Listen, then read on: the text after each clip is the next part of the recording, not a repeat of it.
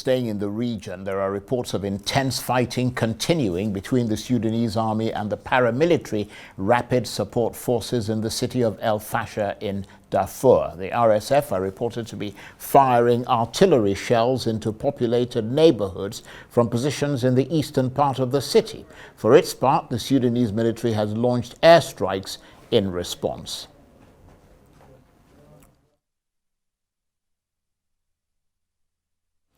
Well, for one of those stories, our Africa correspondent Mark Bichachi joins me now on the line from Nairobi. Good to see you, Mark. Thanks very much indeed for joining us. What are the major contentions between the South Sudanese government and rebel groups, which means that so far they're not in agreement with each other?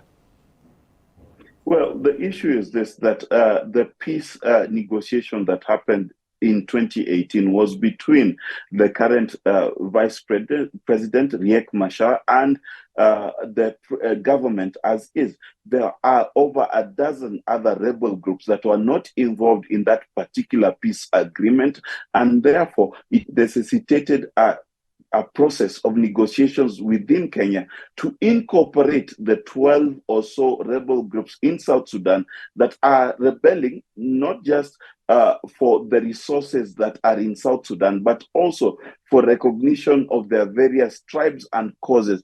What Salva Kiir has done in this particular moment is to bring the various rebel groups into conversation before there is a general election slated for later this year. Whether this election will happen or not largely depends on whether the South Sudanese rebels and Riek Machar will agree to a peaceful process to the elections.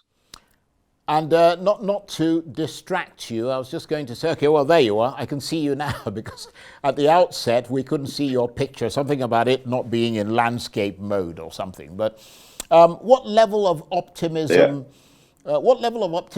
Mark, is there that credible elections could happen this year? You might have already touched on that. Or is that essentially a joke, as one of the rebel leaders put it, given that the country is divided and engulfed in conflict?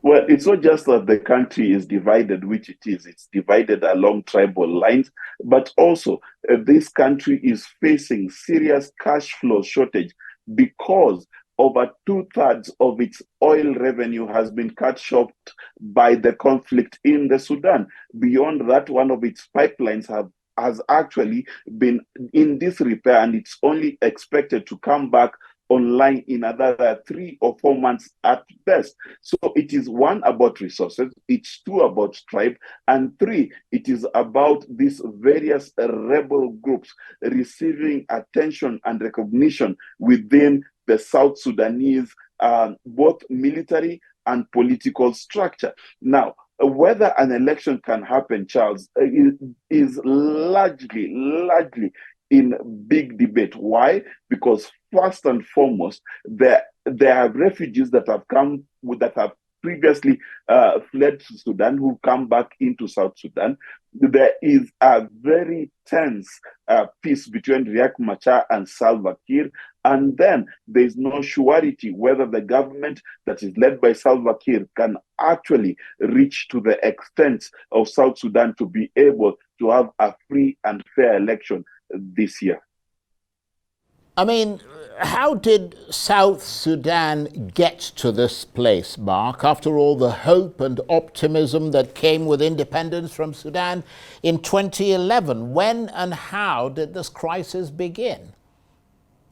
Well, it began by certain aircraft crash landing on its way to Sudan. That is the aircraft that led the very famous independence fighter for Sudan before Salva Kiir took over. When Salva Kiir took over, there were many deputies, including Riek Machar, who did not feel like that Salva Kiir deserves the position to inherit the long-fought battle of the Sudan. Then beyond that, the South Sudan rebel movement was not one unitary movement. It had many tribal factions. It had many political and economic factions. And what Salva Kiir is trying to do right now is to solve the issues between the economic and tribal factions that are rebelling against his government in Sudan. Mark, thanks very much indeed. Mark Bichachi is a Rise Africa correspondent. He was talking to me there on the line from Nairobi.